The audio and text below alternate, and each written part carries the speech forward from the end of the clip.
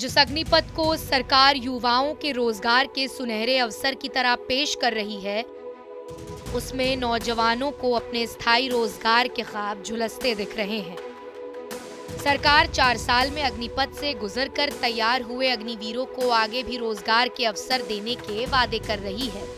वहीं नौजवान 4 साल की नौकरी के बाद अपने भविष्य को अंधेरे में देख रहे हैं। आज का युवक हमारे से अच्छा है।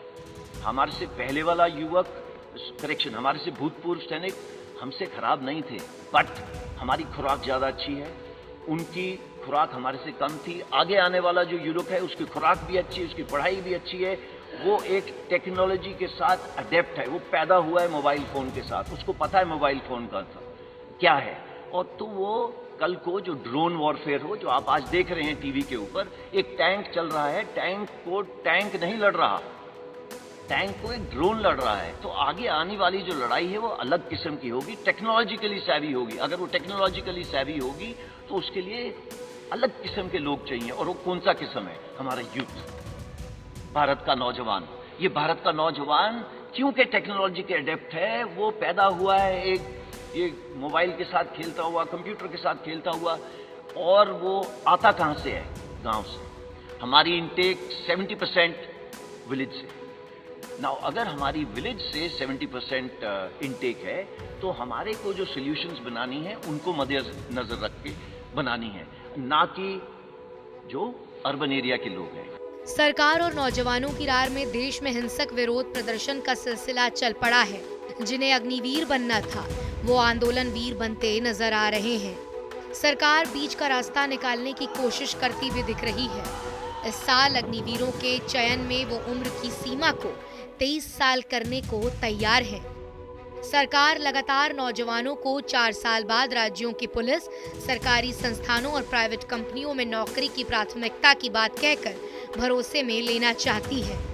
लेकिन लंबी बेरोजगारी और रोजगार में सामाजिक सुरक्षा के लगातार संकुचित होते दायरे से युवाओं में सरकारी वादों पर भरोसा नहीं हो रहा है।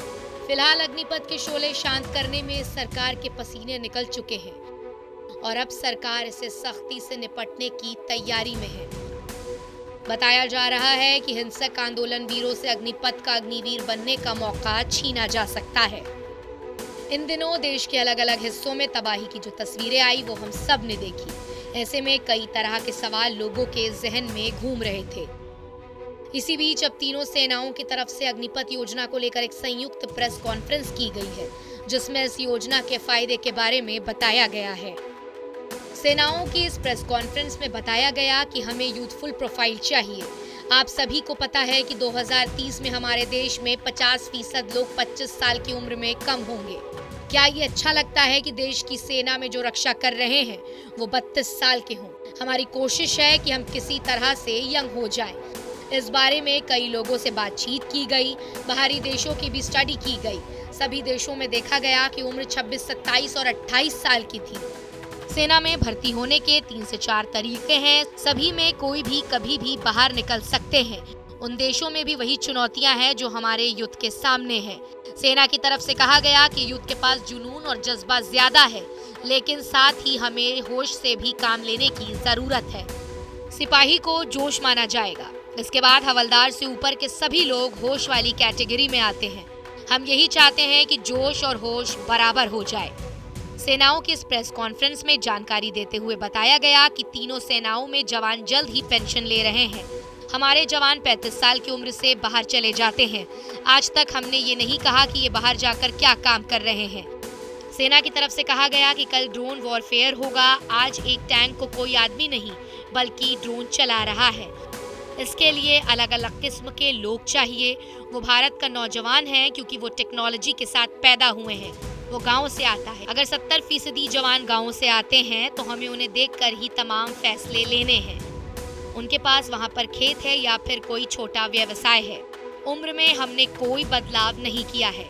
वहीं सेना की तरफ से बताया गया कि एक सेवा निधि योजना है जिसमें अग्निवीर का योगदान 5 लाख है।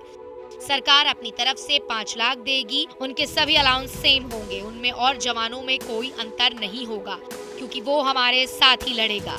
कोई गुंजाइश नहीं है कि हमने उसे कमतर आंका। सेना में शहीद होने पर 1 करोड़ का इंश्योरेंस मिलेगा, जिस पर किसी भी तरह का टैक्स नहीं देना होगा। अब देखना ये होगा कि क्या इस पूरे मसले पर क्लैरिफिकेशन के बाद भी छात्रों का गुस्सा शांत होता है या नहीं। फिलहाल इस वीडियो में इतना ही। आपको हमारा ये वीडियो कैसा लगा हमें कमेंट सेक्शन में लिखकर जरूर बताएं और ऐसे ही तमाम अहम जानकारियों के लिए सब्सक्राइब करें TV9 डिजिटल।